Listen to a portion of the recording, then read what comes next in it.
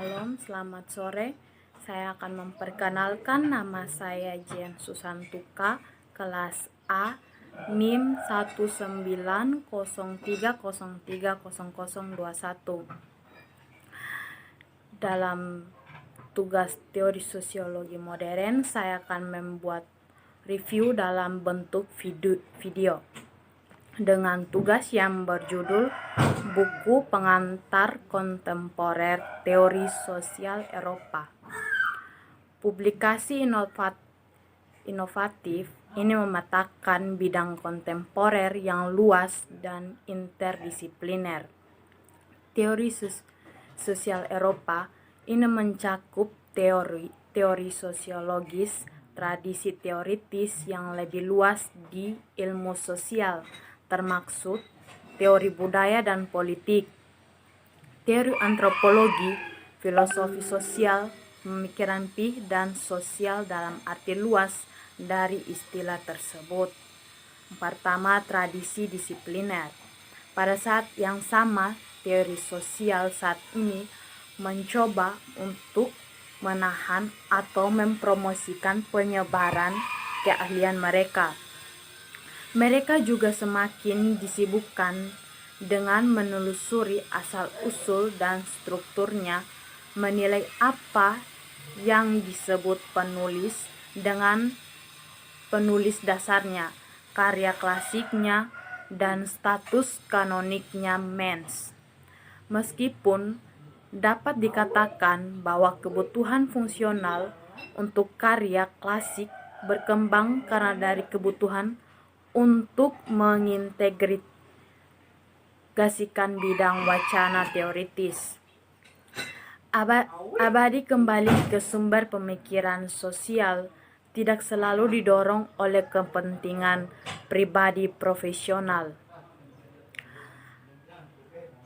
atau kebutuhan akan legitimasi ilmiah, karena ahli teori tidak selalu setuju dengan penulis yang mana telah menjadi yang paling berpengaruh dan yang bekerja paling penting untuk diskusi masing-masing.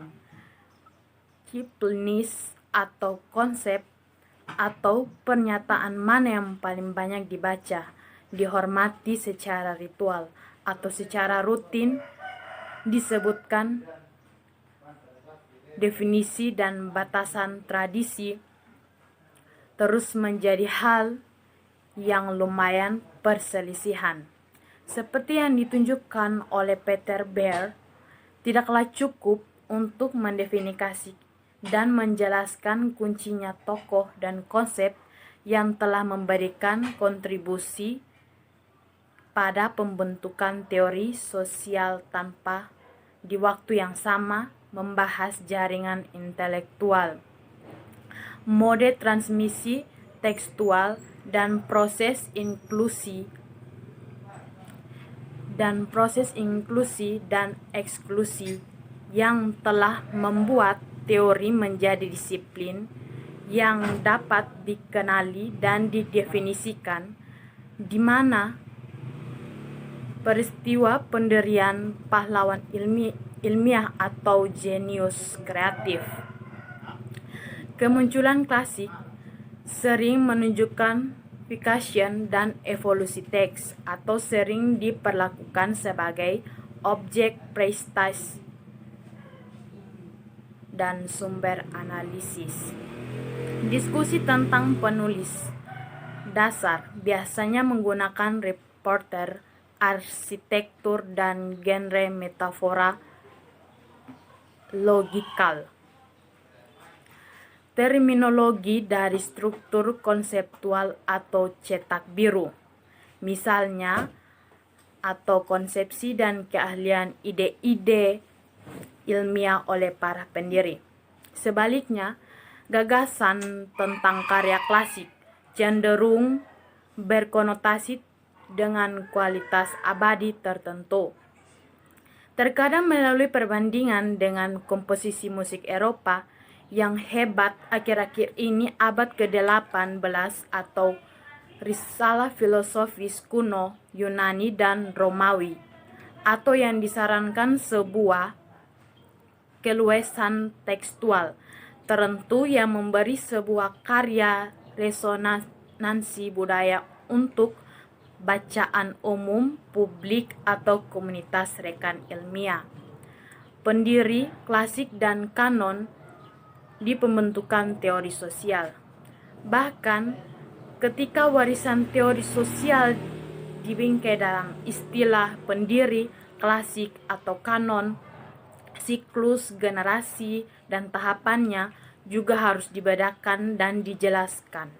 Untuk sebagian besar, teori sosial Eropa modern mungkin secara longgar dicirikan sebagai seorang intelektual menanggapi perselisihan politik di Eropa, terutama peristiwa revolusioner dan konflik militer melibatkan Prancis dan Jerman, yang kemudian melakukan perjalanan berimigrasi ke dunia berbahasa Inggris, dan seterusnya. Terkadang, akhirnya kembali ke tempat asalnya, atau sesekali menemukan rumah dalam konteks non-barat. Secara khusus, pertukaran konseptual dan intelektual siklus dapat diidentifikasi dengan pola dominan perubahan budaya dan stabilitas sosial. Itu membedakan periode-periode utama sejarah barat modern, sebagaimana mereka dibingkai oleh Prancis revolusi di abad ke-18, perang Prancis-Prusia di abad ke-19, dan perang dunia di abad ke-20.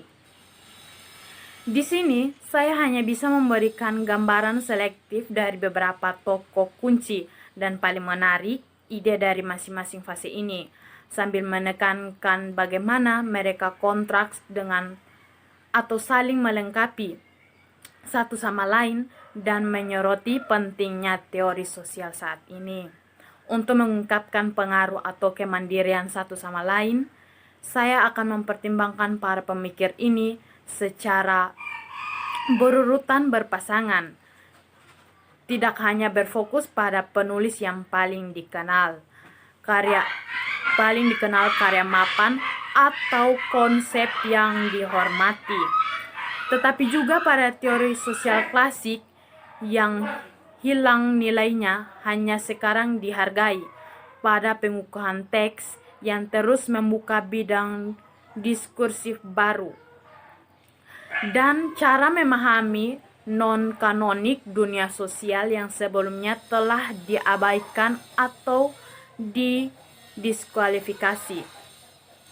Kehidupan teori sosial tidak hanya sebagai proses dinamis dari inovasi dan perjuangan, pelembagaan dan pembaruan. Zaman revolusi, meskipun teori sosial modern dipahami dalam pengertian individualitas yang diungkapkan oleh Sugito Carstesian dalam gagasan masyarakat sipil dirumuskan sebagai masalah ketertiban Hobbesian dan dalam cita-cita akal dan kebebasan yang diartikulasikan dalam definisi pencerahan Kant. Tanggal lahir ditandai oleh peristiwa politik yang memiliki kepentingan sejarah dunia, revolusi Prancis. Yang kedua, tradisi nasional. Perkembangan teori dalam sosiologi Jerman pasca perang pada awalnya dibentuk seluruhnya oleh antropologi filosofis. Di Jerman, tidak seperti di Amerika, filsafat dan sosiologi tidak, namun menjadi disiplin umum yang berbeda. Marxisme hanyalah peserta tidak langsung. Perkembangan teori dalam sosiologi Jerman pasca perang pada awalnya dibentuk seluruhnya oleh antropologi filosofis. Di Jerman, tidak seperti di Amerika, Marxisme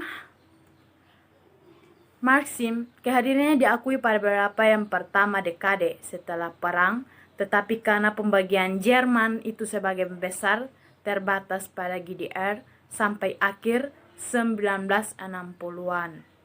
Sedangkan sekolah Frankfurt pada awalnya tidak dianggap sebagai suatu bentuk Marxisme sama sekali. Marxisme seperti itu tidak mulai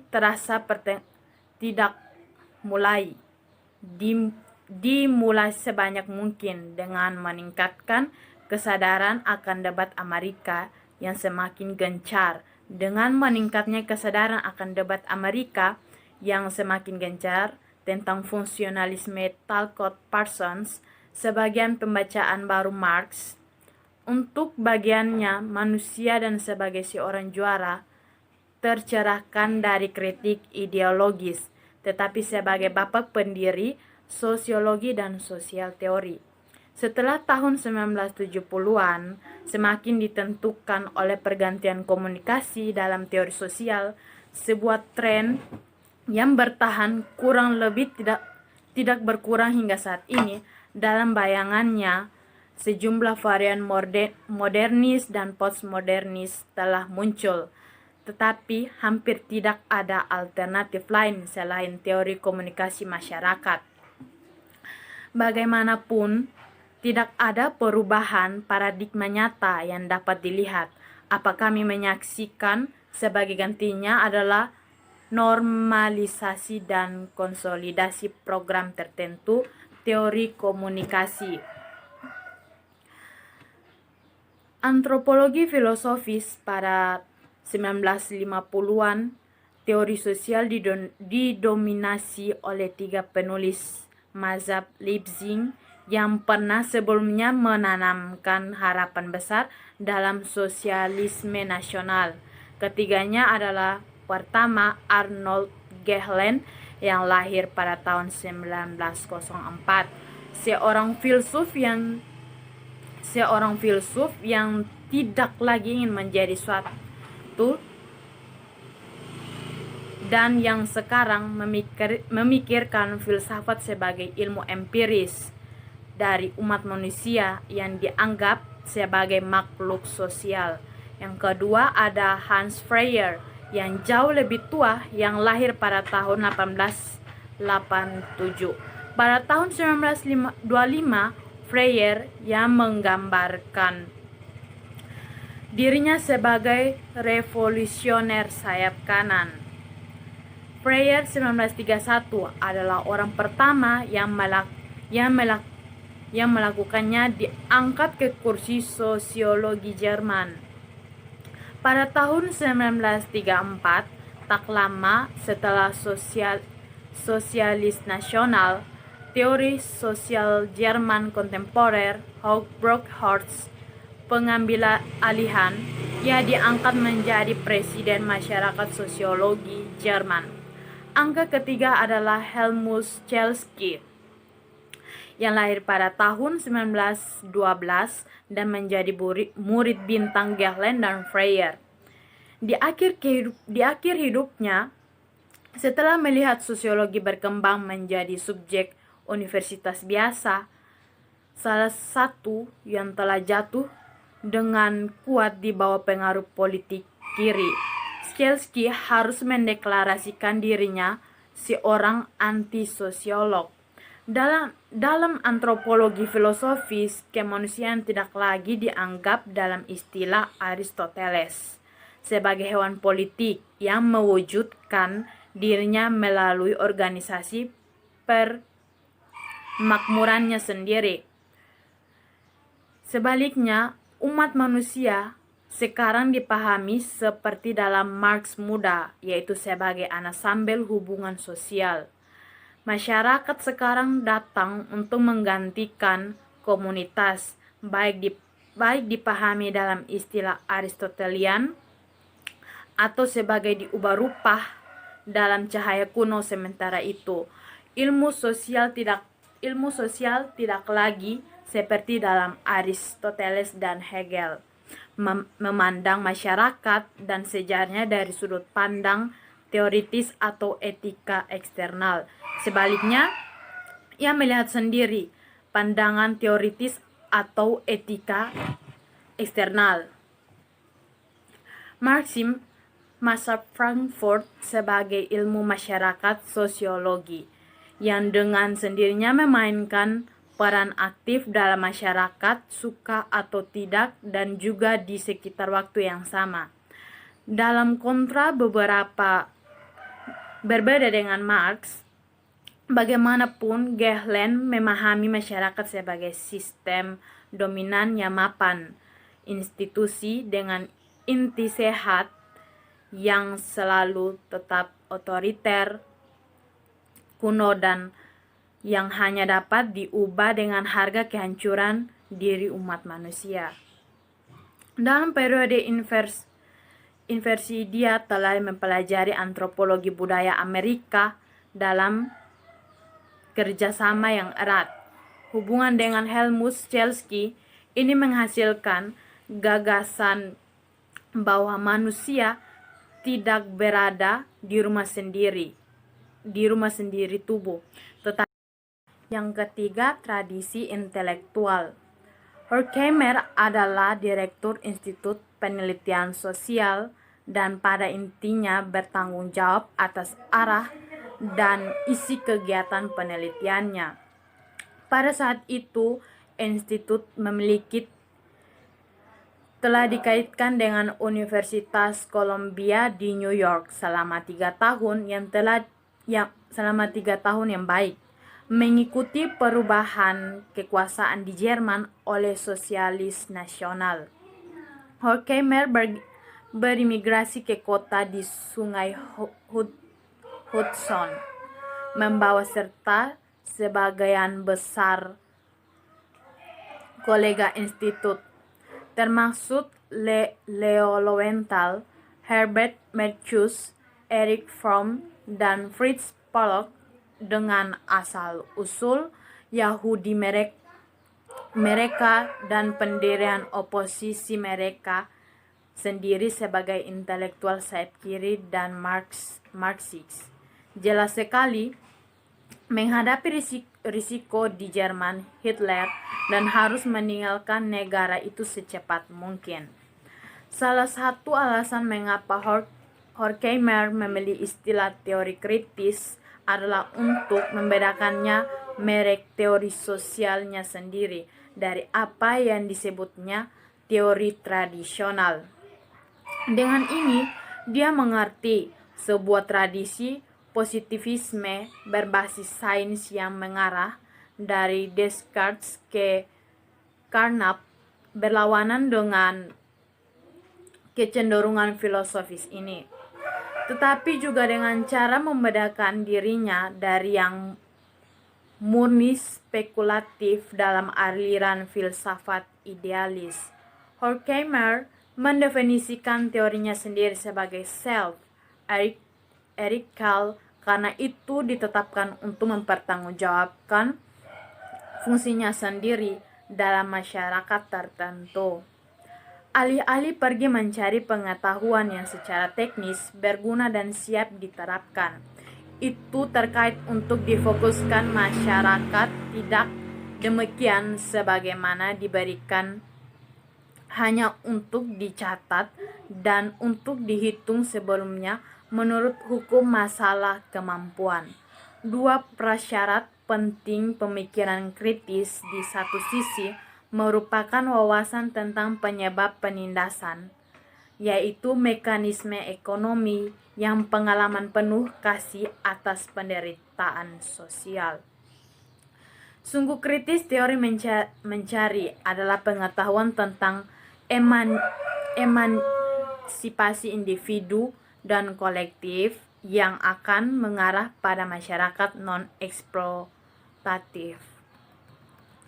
Metode kritis, pemahaman baru teori kritis tentang dirinya sendiri juga lebih penting, mencari arah baru untuk pekerjaan masa depan Institut Penelitian Sosial di Amerika Serikat menjelang akhir esai programatiknya